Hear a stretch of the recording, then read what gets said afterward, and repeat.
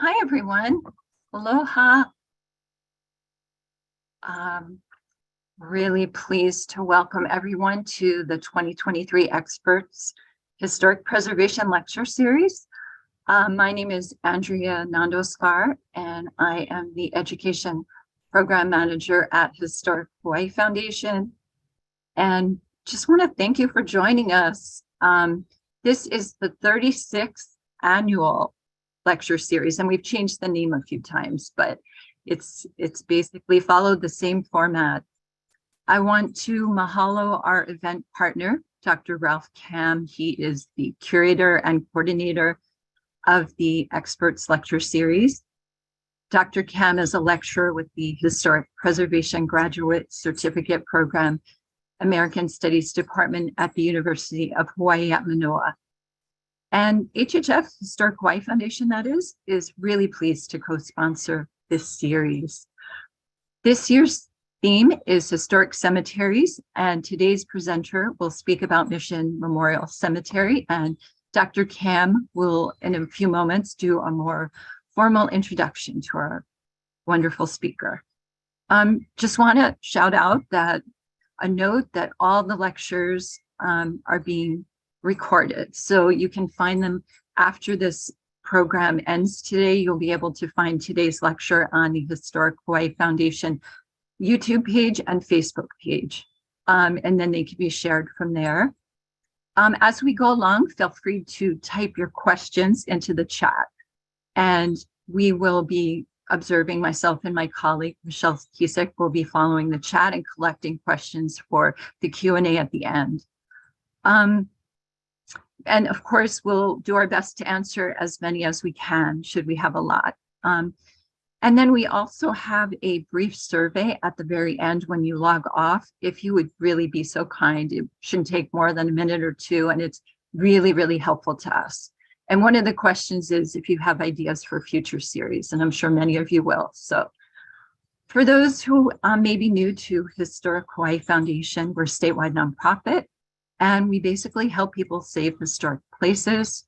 These are sites that tell the many layers and the many histories of this amazing place we call Hawaii.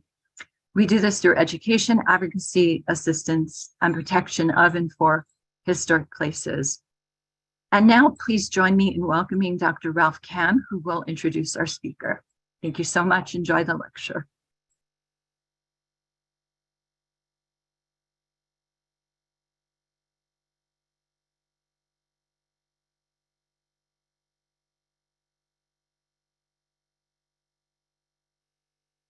Hi, Ralph, are you there?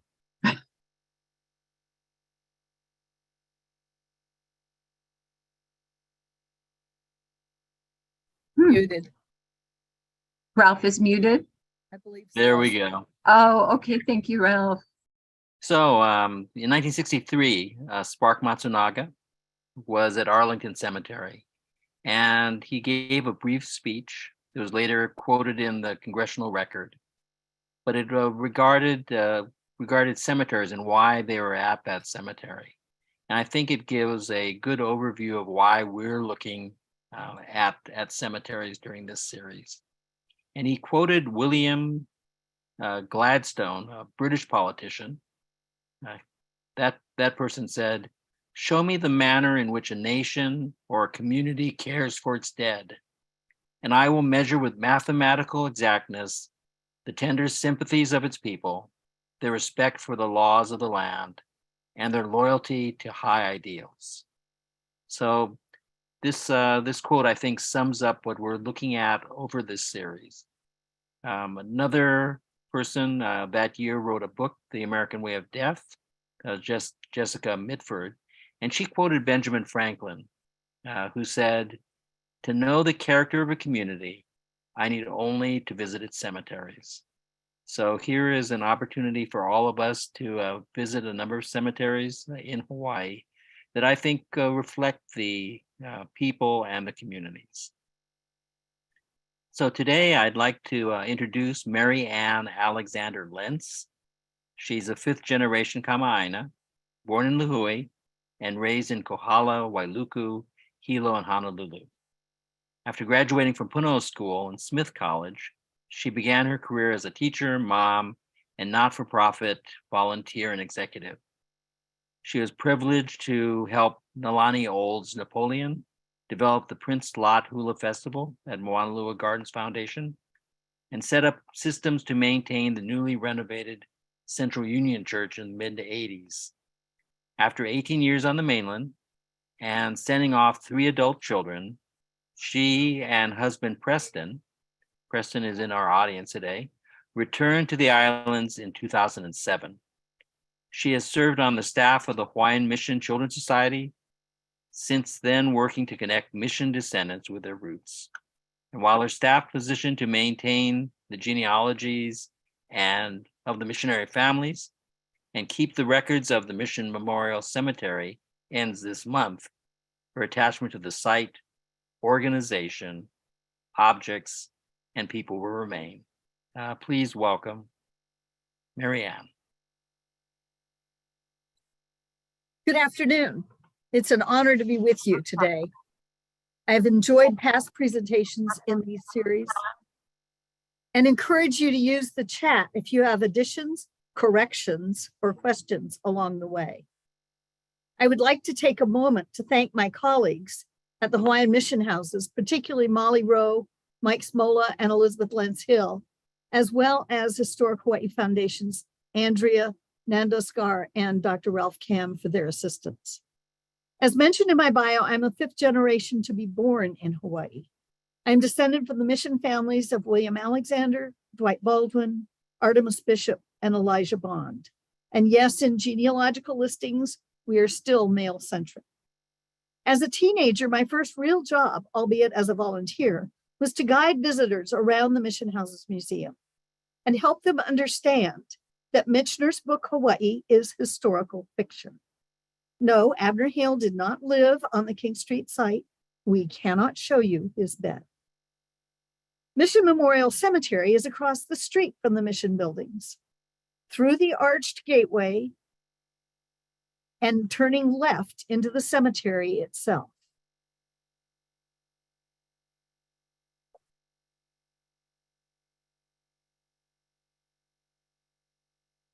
We will come back to read the new sign in a few minutes. If I'd been really daring, I would have done a video implanted in this thing, but that didn't happen. We should be on the next slide, thank you. There we go. Directly ahead, we see a row of stones belonging to the Bingham family, and to the left are the Castle family stones. Under the monkey paw tree in the distance is a statue we will visit. In the 1980s, while I was serving on the board of the Hawaiian Museums Association, I joined the first class of the Certificate in Historic Preservation at the University of Hawaii, studying directly under William Murtaugh, the first keeper of the National Register of Historic Places, who set up that UH program, which is still live and well. It was both energizing and a privilege to study under Dr. Murtaugh. Among so much else, I learned about the listing of Kawaiʻao Church and mission houses as a national landmark. Its number is on the resources at the end of this talk if you're interested in reading the 180-page nomination form. Alas, as a type A wife and mother of 3 working full-time, I did not complete the program. However, my interest and love of historic preservation remained. In 2009, I took on the responsibilities as a society relations director for the Hawaiian Mission Children's Society, which includes keeping the genealogies of the descendants of the original mission families, as well as the records of Mission Memorial Cemetery. A fascinating workshop given by the Historic Hawaii Foundation was one on cultural landscapes, which used this cemetery as a site-specific example. I learned why we should rewrite our policies and procedures to keep the sense and feel of the cemetery without allowing current burials to change the visual impact. Additional burials in what we call the historic section may now be marked only with flat stones, so as to be unobtrusive and not impact the cultural landscape. As the first in this series of lectures, I have the academic privilege of suggesting definitions of some of these terms that we will explore, and realized in doing so that what I am suggesting are European and Christian terms. What difference is there between a cemetery and a graveyard? Both are used for burial grounds and grave sites. All refer to places where the remains of the dead are buried or otherwise interred. There are subtle differences, however. Graveyard may be the older of the terms and is mostly used to refer to burial grounds which adjoin a church. In European towns, people were buried close to a church. The nobles and the rich, in fact, were sometimes buried in crypts beneath the church, such as at Westminster Abbey. Two graveyards which are or were near churches of the Sandwich Island Mission are on Maui, Waianae Cemetery next to Waiola Church in Lahaina, and Makawao Cemetery, which is near the original site of Reverend Green's church. With increases in population, old graveyards became full, and new burial sites called cemeteries came up a little away from the town or city. The word cemetery comes from the Greek cemeterium, meaning dormitory, sleeping or resting place. It's seen as a person's final resting place. Unlike a graveyard, a cemetery might not adjoin a church.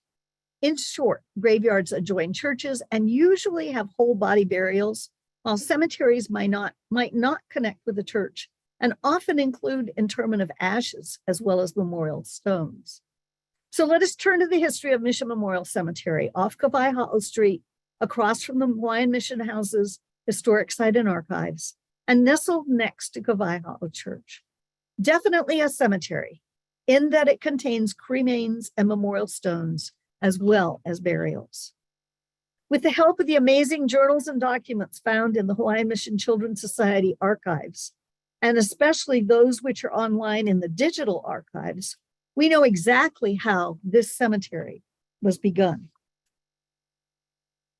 Travel back with me in time, 200 years ago to December of 1822. At the Sandwich Islands Mission site on a dusty plain, the wooden frame house was completed in August of 1821, and holly pili were still in use. Plans were being made for an additional stone home as well as a stone print shop. The grass church was nearby, as we see in this 1823 drawing. From the Sandwich Islands Journal, Wednesday, January 1, 1823, 200 years ago this very month.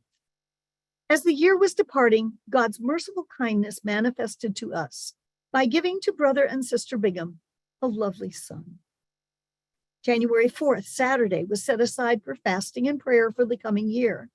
And on Wednesday, the 8th, a letter is received by way of the schooner Anne from Boston. The letter was written in the early fall of 1822 and included the news that, quote, the reinforcement would be embarked for these islands in October.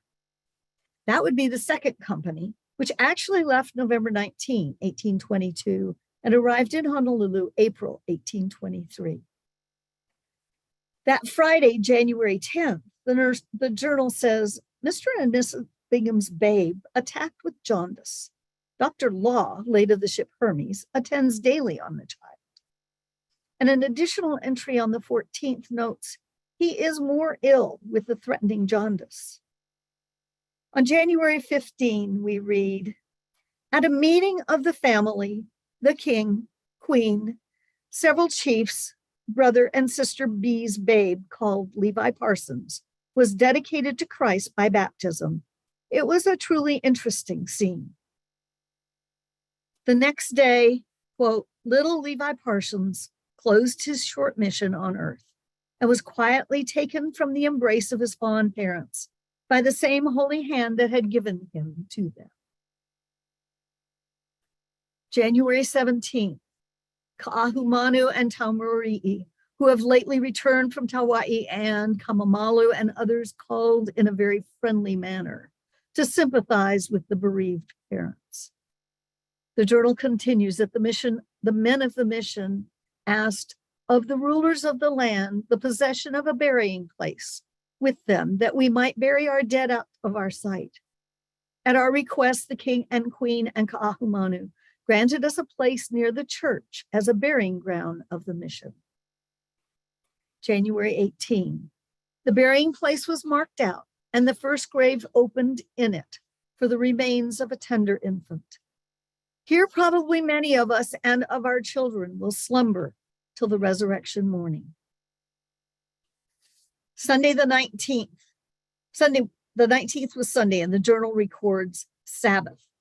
Sermon to the natives as usual in the morning at the chapel, after which the king and principal chiefs and chiefesses, many of them in habiliments of mourning, with a number of gentlemen assembled together at the mission house, where, after a hymn was sung and a prayer offered, they proceeded to the place of worship in regular procession, where previous to the interment, Brother T preached a sermon on the occasion, closing the discourse with a few remarks to the natives on the death of the child and on the wonderful doctrine of the resurrection.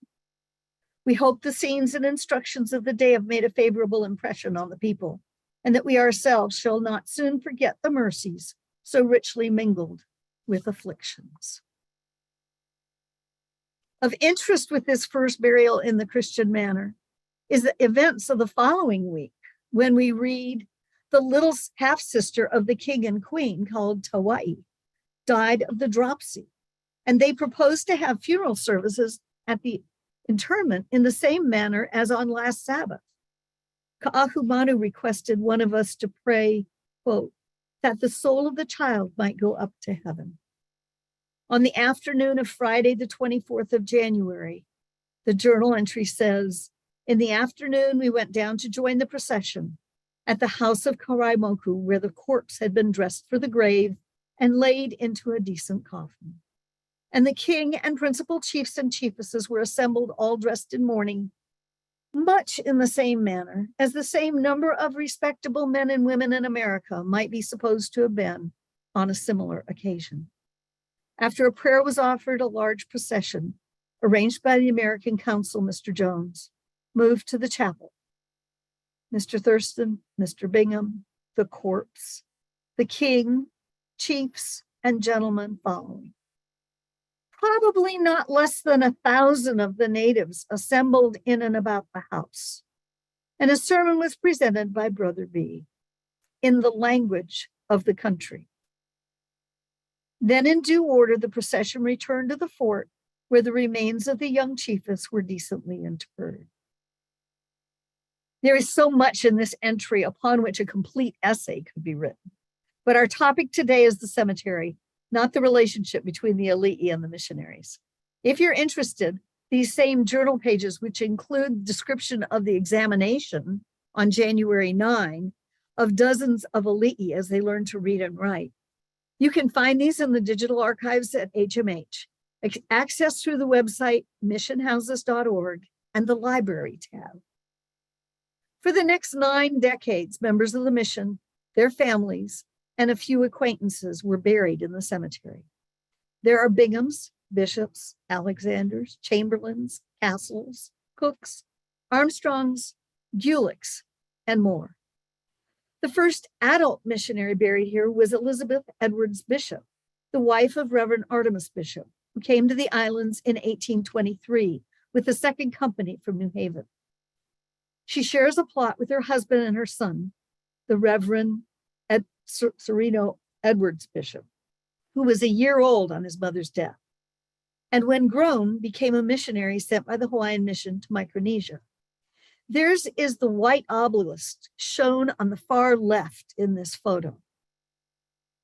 When Reverend Armstrong became the second pastor of the Stone Kapaiha'o Church in the 1840s, Mrs. Armstrong added plants to the grounds, including those of the mission cemetery. She remained active in maintaining the landscape until she left the island about 1883. Mrs. Harriet Castle Coleman had been involved in raising funds for the mission cemetery upkeep, and in 1877 proposed a plan to raise $50 or more annually, specifically for this upkeep. Subsequently, in 1889, Mrs. Coleman sent out a printed letter regarding a permanent fund, the interest to be used for cemetery upkeep. Of 3 Hawaiian men schooled in Connecticut by the American Board of Commissioners for Foreign Missions, who returned to their native Hawaii to aid the missionaries in the first company, one, William Kanui, is buried here. I'll introduce him to you. There are 3 names on Kanui's memorial stone. Kanui, his birth name, meaning big one or great, the big or great one. William, a name given to him by American ship's captain when he sailed as crew, and Tanui, an Anglicization of Kanui, used by his American friends. Kanui was an adventurous teenager. In the year 1809, when he was about 19 years old, he and his brother left the islands as ship's crew. After touching ports in the American Northwest, they arrived at their ship's home port of Boston, Massachusetts. A return to the islands was made impossible when the east coast of America was blockaded by the British during the War of 1812.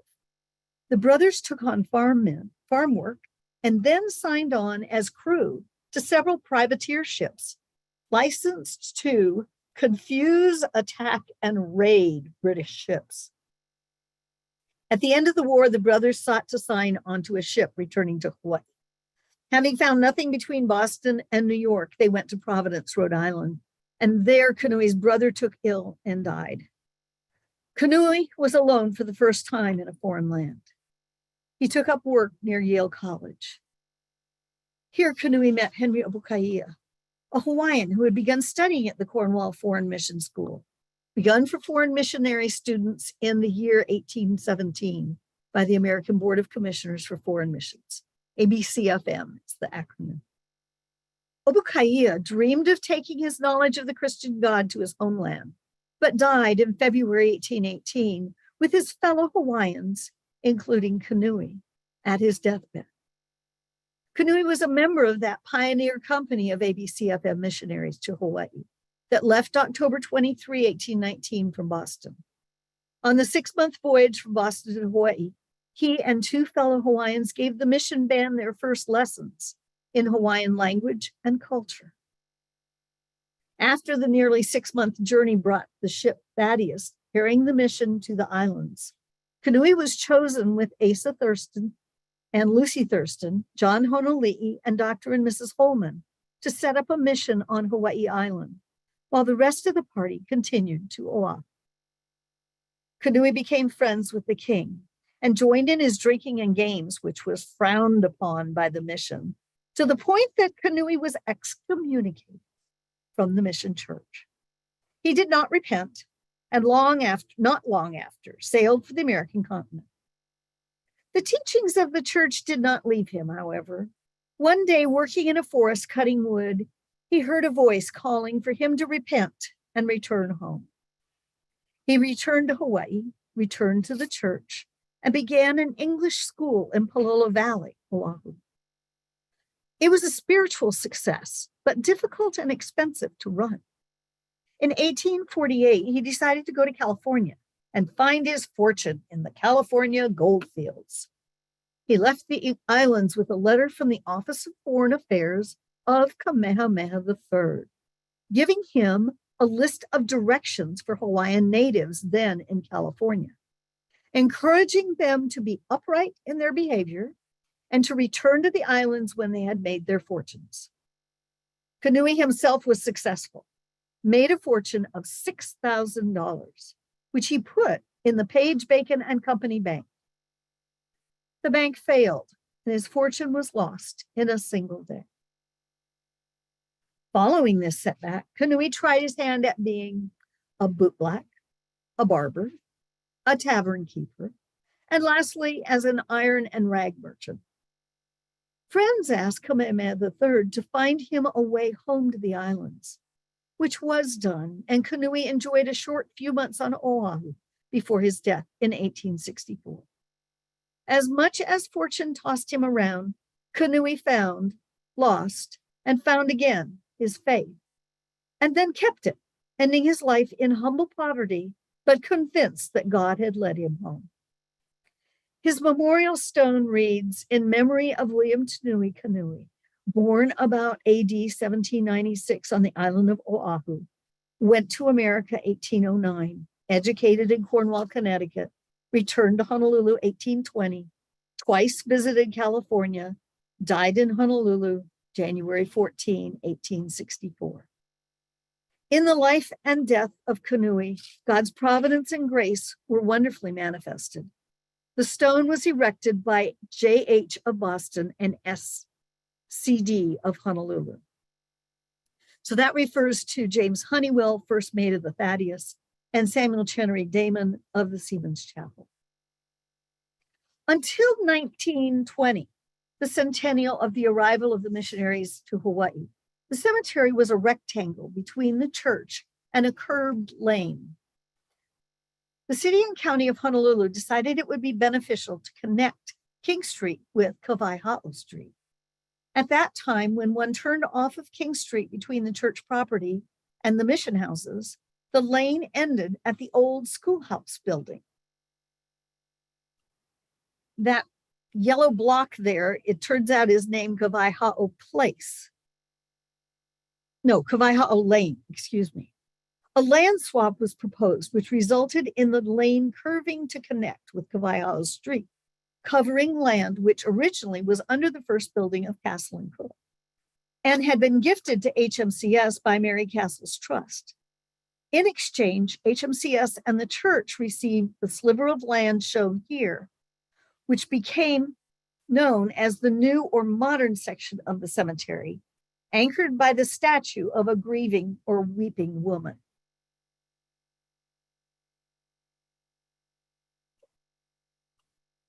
King Street's on the top, and there's Kawaihao with its new shape. The description of the steps taken by which Kawaihao Church, the city and county of Honolulu, the territory of Hawaii, and the Hawaiian Mission Children's Society all agreed to these exchanges of property, as well as is well documented, including the concurrence of the Mary Castle Trust. The property is, quote, to be used and maintained by said society for cemetery purposes, and when not so used for a period of 1 year, said right shall cease and revert to Kawaihao Church. At that time, a cemetery committee of the society was formed under the leadership of Clarence Cook. Today, the cemetery committee of the Board of Trustees continues to recommend approval of burials of anyone who qualifies as a member of HMCS. The cemetery now has two sections. The historic section, edged by the old curbing that remains from the lane, and a modern or new section created in 1920. I mentioned earlier that gravestones in the historic section must lie flat so they do not disturb the cultural landscape. The sexton stone in the front of this photo was already in place in the new section, so its dimensions became the rule for that section, nothing larger. In fact, the Cook and LaRoche families chose to use the exact same stone to be in keeping with the others. People often ask about the statue of the grieving woman. It was designed and sculpted by the famous Norwegian and artist Stefan Syndig. It was cast in 1912 and is thought to have been commissioned by Anna Charlotte Rice Cook, founder of the Honolulu Academy of Arts, now known as Honolulu Museum of Art. Her relative, Dora Isenberg, had commissioned a similar Syndig sculpture for a site in Lahui, Kauai. We know that Anna Cook was involved in the Isenberg Commission, and it's surmised that she ordered this statue for the Mission Memorial Cemetery after she saw the one on Kauai installed in 1911. Anna's husband, Charles Montague Cook, Sr., had died in 1909 and is buried in this cemetery. As the cemetery is also the location of the Cook family plot, it seems probable she thought the sculpture a fitting memorial to the members of the Cook family buried here.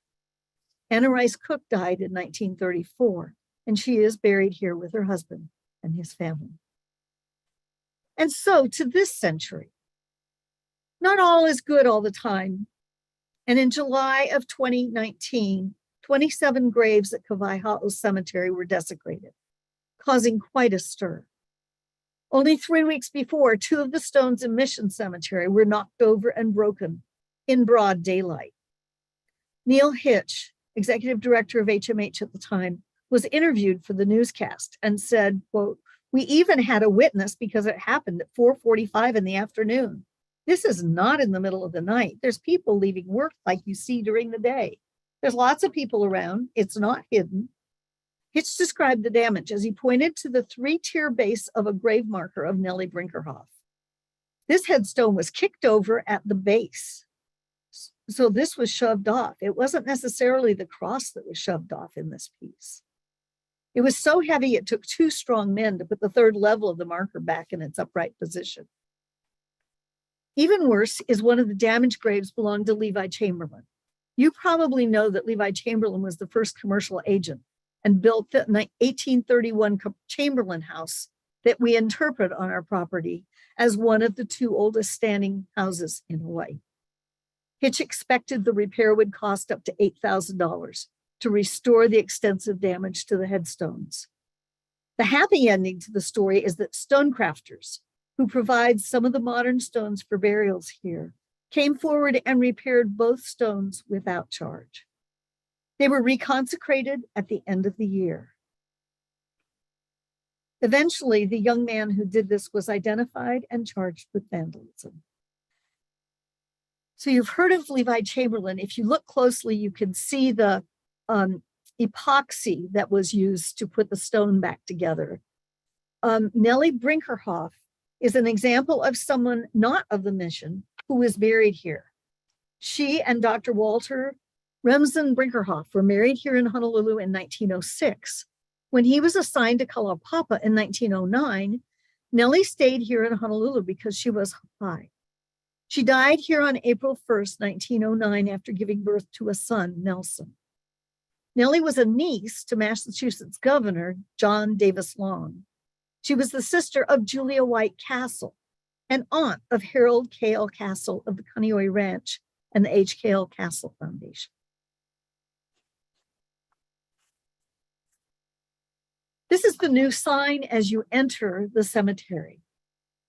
Hawaiian Mission House's current theme is 1,000 stories as we explore the many people who visited, lived, or worked on this site. One success over the last decade was the development of Cemetery Pupu Theater. HMH staff choose the graves to interpret and research the individuals. Then a playwright develops the script and professional actors and costumer bring the person to life. We tried doing portrayals here, like Panui's. However, the graves are too close together. We were fortunate to partner with Oahu Cemetery and have used their site for many years. The portrayals are popular hires for meetings and events and bring a new meaning to history for high school students. Watch for the new series in June each year. As we developed Pupu Theater, we realized that we had not documented our own cemetery. So we began a biographies project, asking who are the people memorialized at the Mission Memorial Cemetery? What are their stories and how did each contribute to the Hawaii we know today? Instead of starting with the 35 people whose stories are written so well by David Forbes in the book Partners in Change, we started with many who are lesser known, but of importance. Many of them women descended from the missionaries. The names of close to 250 souls are recorded on these stones, and visitors can now access the list online by way of the QR codes shown here. They link to the digital archives across the street. Further, if you venture to the gift shop or the archives reading room across the street, you can have a copy of the brochure with QR codes leading to the first dozen stories written by volunteers and vetted by the staff. Dr. Cam suggested that, among others, I might share with you the life of William DeWitt Alexander. Here's his stone along with his wife, behind which are 3 stones of their children. He was my great-great-grandfather, son of William Patterson and Mary Ann Alexander, who arrived in the 5th Company in 1832. William DeWitt, their first child, was born on the Mission House's site in April of 1833, 190 years ago this year. We call him WD to distinguish him from his father, WP. If you know the story of the attempted mission to the Marquesas, WD was the baby on that trip. They returned to Hawaii and were stationed at Hanalei and then Maui, where, as a teen, his father taught him the skills of surveying. After graduating from Punahou School and Yale University, WD was called home to become the president of Punahou, after which he became Surveyor General of the Kingdom from 1871 to 1901. You will see his name at the bottom of many old maps. If you are a child of the 60s in Hawaii, you may remember a classroom set of his book, A Brief History of the Hawaiian People, 1891, revised 1899. While containing good facts today, it is also clear he expected Hawaii to become part of America someday. WD married Dwight and Charlotte Baldwin's daughter, Abigail, and their youngest child might not be known to you. She is one of those whose biographies are now available. I knew her as Aunt Agnes, and I want to share with you the biography written by Dwayne Troxell in Notable Women of Hawaii.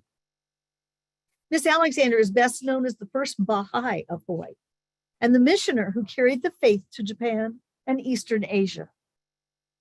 She was the youngest of 5 children born to William DeWitt Alexander and Abigail Charlotte Baldwin Alexander, and granddaughter of 2 mission families, Reverend William and Marianne Alexander and Reverend Dr. Dwight and Charlotte Baldwin.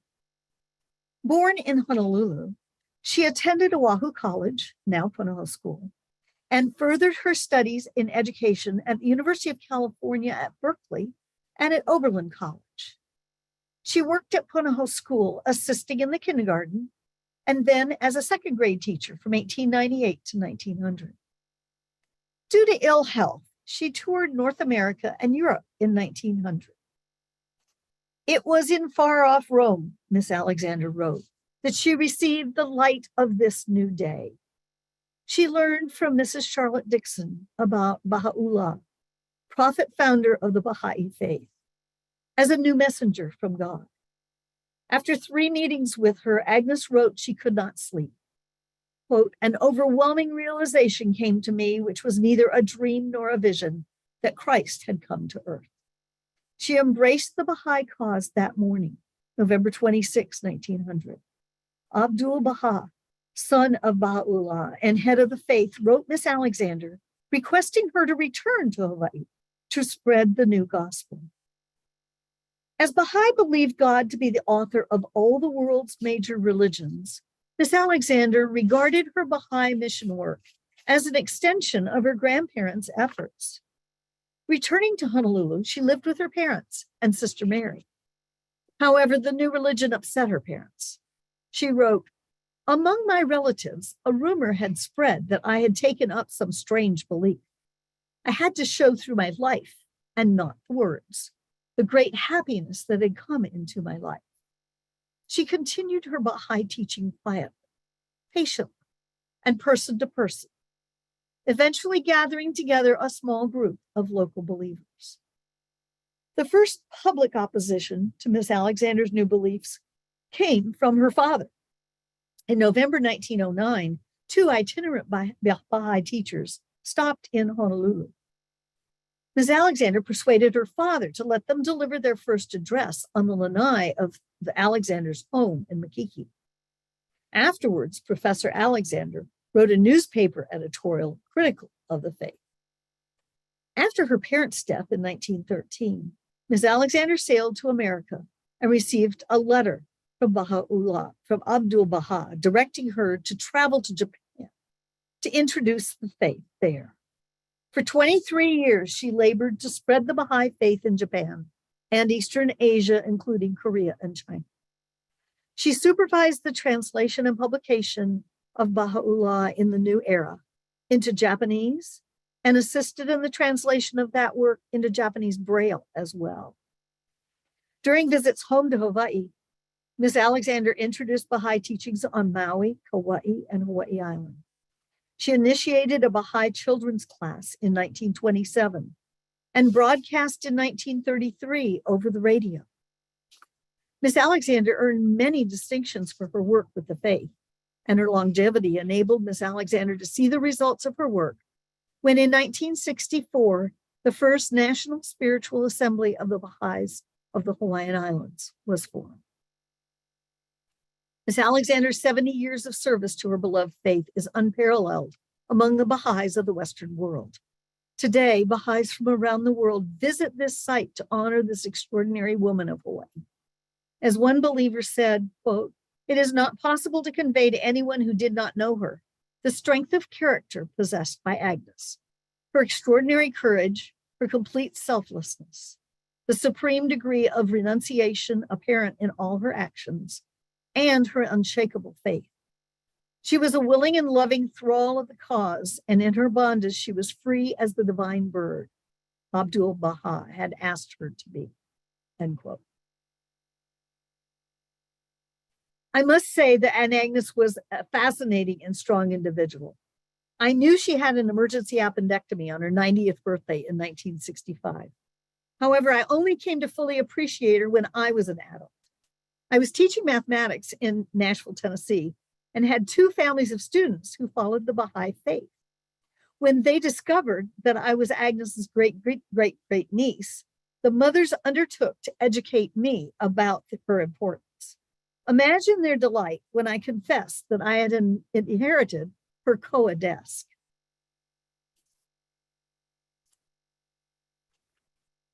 And so, in conclusion, I hope that you have learned that the Mission Memorial Cemetery was 200 years old just this month.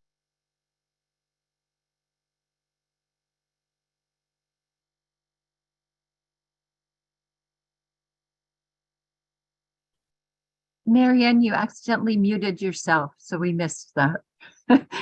There you go. And so in conclusion, is that a good place? Yes, I hope thank that you have learned that Mission Memorial Cemetery was 200 years old just this month. In fact, last week, the land was given by the elite to the missionaries, and for 2 centuries, families and individuals of all ages have been buried here. Any person descended from the individuals and family associated with the Sandwich Island missions may be interred at this burial ground. You're welcome to explore the cemetery whenever the gates of the church are open, usually 8 a.m. to 4 p.m. To learn more about the individuals buried here, get a brochure from the Hawaiian Mission House's shop and use your cell phone to access the biographies available in the digital collection. The shop is open from 10:30 to 4, Tuesday through Saturday. In the coming year, the project to refurbish the grounds themselves, which begun in 2020 with installation of new grass and removal of dead mock orange bushes, will be revitalized as vignettes of native plants are added. The website www.missionhouses.org has a treasure trove of information and links. The materials added during the pandemic specifically to support classroom teachers are just as fascinating to individuals like you and me wanting to learn more. Look for the Education Resource Center on the website. Come, take a tour, ask questions, explore. Aloha.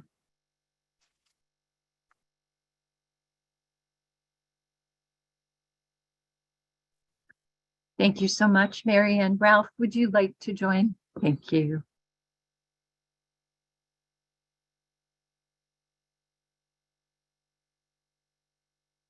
Okay, let's have some questions. If anyone has questions of our speaker, if you could just put them in the chat and I will present them to her. Okay. What year did Agnes Baldwin Alexander go to Japan? And where can I see her records? There's a new book that has just been written about her. And it's available through the Baha'i Faith, but I think I think that our gift shop can point you towards it. When did she go to Japan? She was in the Northwest.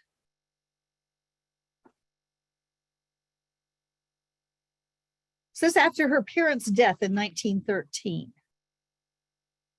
And she was there then for 23 years.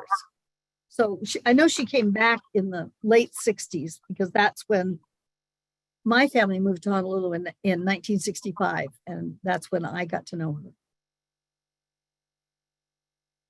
There was another half to that question, was there? I think you answered both parts Okay. of it. Were the initial grave markers carved in marble? And if so, where was it imported from? I don't have that answer. I wish I'd thought to look that up. I think it's marble, and I think that it really did come from Italy, but I'm not sure. Good question. And if any of my mission houses folks are online, type it in the chat. When they found the person who tipped and broke the gravestones, did he say why he did this? I don't believe so. I think Neil's point in saying that it wasn't the cross was that we wondered if he came in and, went after the cross and knocked it over. And that was not the case because it had to have been pushed from the base. Another question about your Aunt Agnes. Did she happen to go to Thailand and/or Vietnam as part of her work? Not that I know of. I just know that she went to Korea and China. Actually, you can Google her. There is a lot of information on the website. That's part of the reason I didn't say more about WD, because he's so easy to research if you're interested and you want to know more. Was Levi Chamberlain the same who tried a sugar plantation in Haleiwa in the 1860s?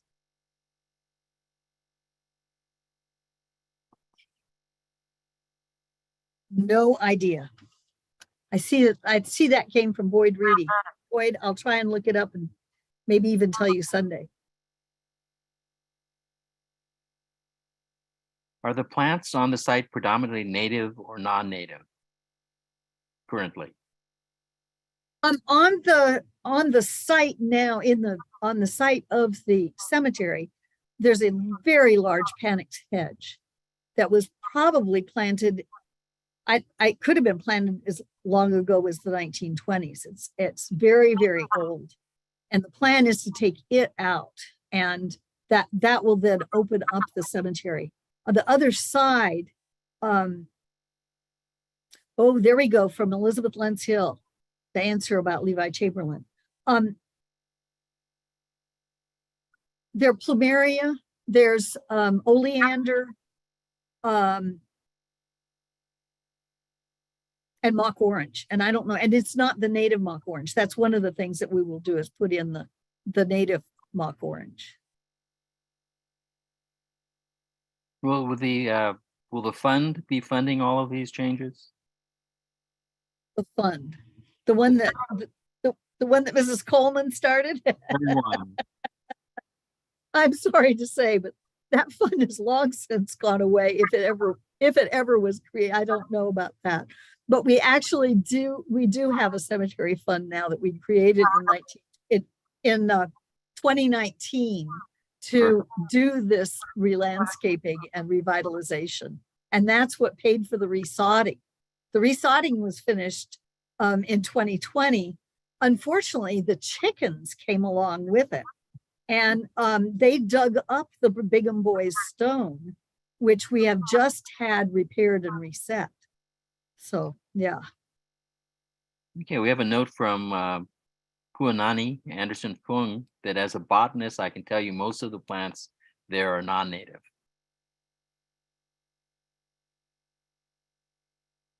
So we asked the Garden Club of Honolulu to help us with the planting, and they gave us a grant a year ago, specifically because we're going to be putting in native plants, and that's one of the things they want to encourage. Buried in the cemetery are at least 3 or 4 of former presidents of the Garden Club of Honolulu.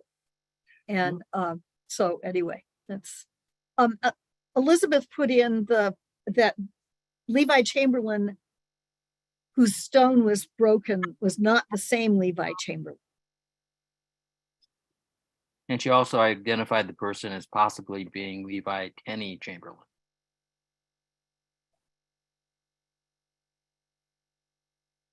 Are many of the stones in the historic part of the cemetery marble or granite? Most of them, yes. Did any of them come from New England? Not of which I'm aware, but I really have no idea about that. Yeah. So much was coming from China. Was there marble in China? There were granite that came over as ballast. So I'm certain they also could have had bigger stones taken also. That's how the brick got to the mission houses, was as ballast in ships. My family bought the Dowsett house at 260 Dowsett Avenue. The High Faith now have the house. Approachable via Allen Place. So that would be a point of where the Baha'i faith is in Hawaii.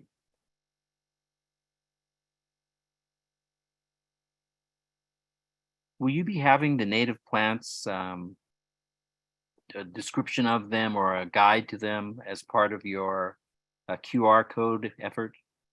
What a good idea. Would someone like to write that for me? I'm really serious, because the way that these biographies were done is that the committee chose their favorite people, wrote them up, and then the historians on staff checked the facts and checked the resources. So that would be lovely. Puanani, that would be terrific. Thank you. We're going to use alahe'e, white hibiscus, and tea for sure. Maybe some other things as well. But Anthony Ortiz of Green Space Hawaii gave us a plan for the cemetery as a gift in honor of Sam Cooke. Anthony had been doing a lot of work up in Manoa for the Cooke family. Yeah. Are there any mysteries about the cemetery?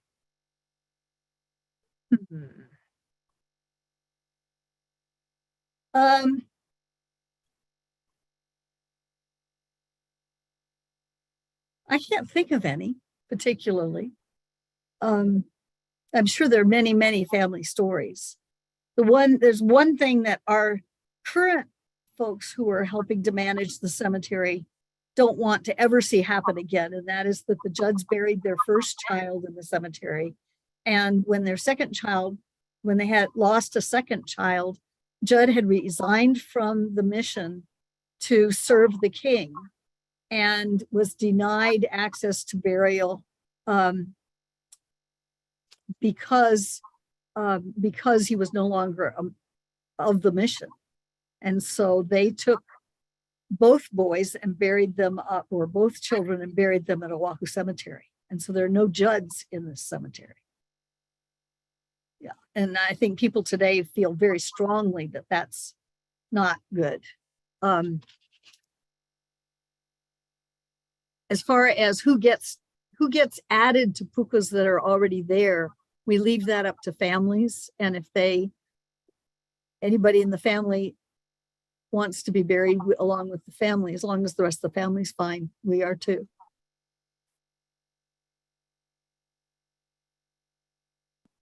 Here's a sales pitch for the finest granite in the world. Thank you, Sylvia. Bar, Vermont. It's certainly possible. There were imports of everything into Hawaii for many, many years, well, continuing to today. What will happen when the cemetery is full?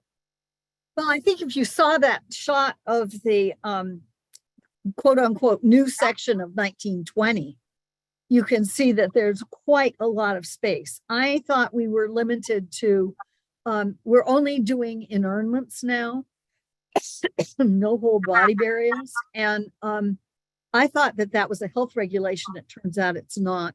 It was our own regulation. but we only are burying urns, so there's quite a bit of space.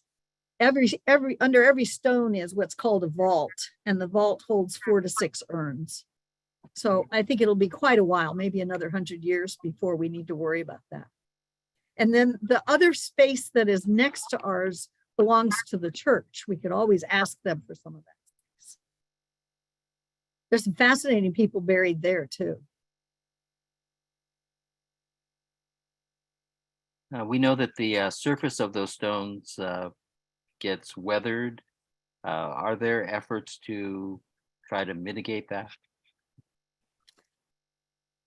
Not really, just every once in a while we clean them. Stonecrafters came and did a thorough cleaning in 2020 as we were getting ready to commemorate the arrival of the first company in April of 2020. And of course, we all know what happened right before that.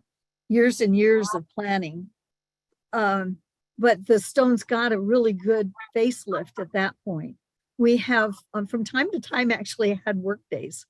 The key, if you're going to your own family's grave site and it's got stuff on it that you want to get off, the one piece of information I can give you is to soak the stone with water before you do anything to it, because you don't want anything that you scrub off to get soaked into the stone. So that's the first step in getting a stone cleaner.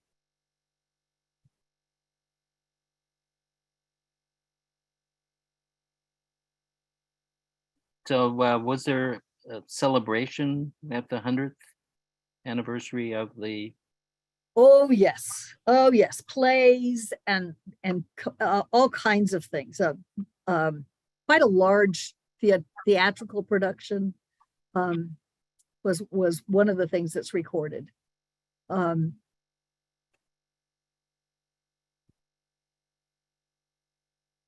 trying to think what to tell you to look up under the best resource to point you to is our own archivist. Right now, Molly Rowe is in the archives.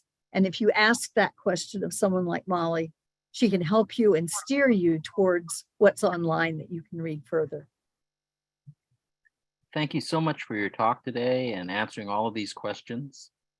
I'll send it back to Andrea to close us off. Thank you, Ralph.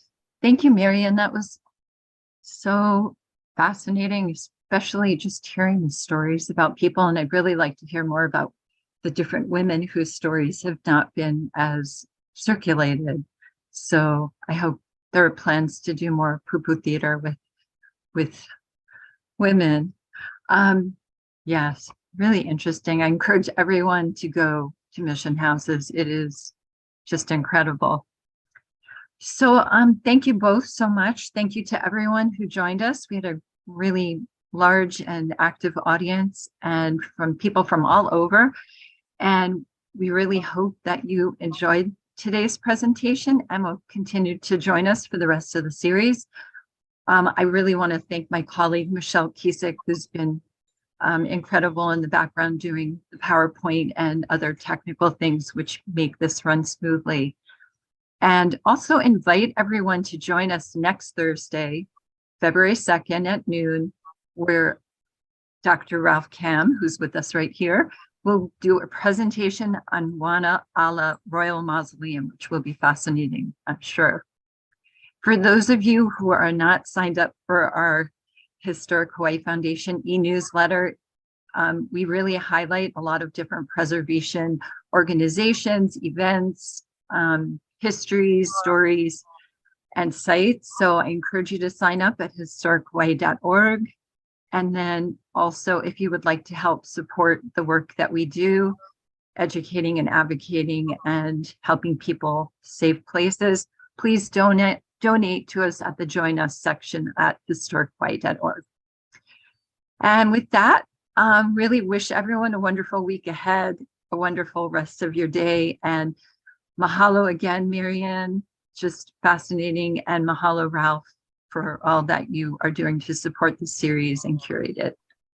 Thank you for inviting me. You gave me a great challenge. And you did so well.